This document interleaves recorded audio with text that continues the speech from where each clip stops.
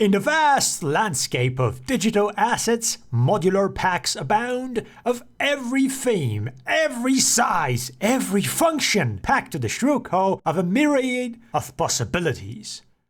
We always have settled, just below the timid waters, the question of how to effectively use the damn things. A pack of 10 pieces of piping is well and good, but how do you actually use them? Just place each piece yourself? What about a 50-piece pack of corridor? A 100-piece pack of a castle? Or maybe let's say it, castle. From vents and vegetation to caves and cables, all these awesome asset packs have to be searched through, copied, placed, and aligned. As of today, that workflow has become redundant. A unified way to integrate and utilize modular assets. The Modular Asset Manager. It just works flawlessly with all standard asset packs. Using the Modular Asset Manager comes in two stages. Setting up the objects used as modular assets, known as the modules, which we'll show first, and creating modular systems, which is pretty much the fun part. The funny times are coming! To create a modular set, whether the assets are your own or part of a pack found elsewhere, you have to first make a set, which is a group of modular assets like rusted pipes, steel corridors, or cave style 8, cave style 16. Within each set, you can further categorize assets using classes. For example, you could have classes like vertical for sloping or staircase modules, terminals for path ends, or junctions for modules with branching paths. You can customize the icon for each of them, so don't worry about that. Next, select mesh objects to use as modules. The Modular Asset Manager will copy all children of the selected mesh, such as lights and props. You must also set up its access points. These access points are needed to tell the manager the entry and exit points of modules, as well as their orientation. To set these access points, first click the object and select Make Module Object to enter access point editing mode. Second, add an access point by holding Shift and left-clicking. Align the point with one of the entrances or exits of the module, ensuring the X faces outward, and Z points up, and the Y points left.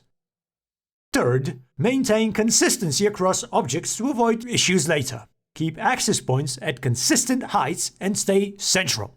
This is all relative. The general idea is that access points line up like this when modules are spawned. You have become Modular Point Professional! While the button is red, you can edit the access points for the object that was selected when you first press the button. If the object already has access points, the button will say Edit, and clicking it will make its current access points appear for editing or deleting. Using Shift and left click is the only way to add an access point. Adding an empty the normal way or duplicating another access point is not supported. Warning! Vroom, vroom. Just don't do that, or do it and experiment away. But then don't ask me what happens now. Now we practice conga. When you're done with the object, press the button again or hit enter. Pressing escape will cancel your changes, as all escapes should. With access points set up, your object is now ready for use in the modular system.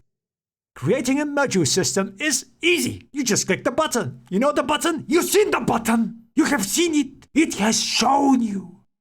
Once selected, choose your desired set and select the object you wish to add. You see the objects organized by class.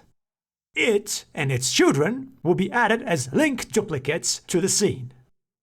The index is used to choose which access points to attach to. If your module has multiple, this is how you change it. The other access points, if any, are available by selecting the empty. Clicking an access point will let you choose another object or even another set to continue the flow of modular assets. You have the flexibility to use any asset in any order and at any number of steps from the root. That was a bit tricky to say. You can customize the appearance of these access points by selecting the root of the modular system. You can adjust their shape, size, and visibility. The freedom of complexity in a simple solution. Duriel no longer in the depths of retribution with the modular asset manager. The ultimate in asset box. You have a tick which jumps at your back and gives you forfeits knowledge and skill.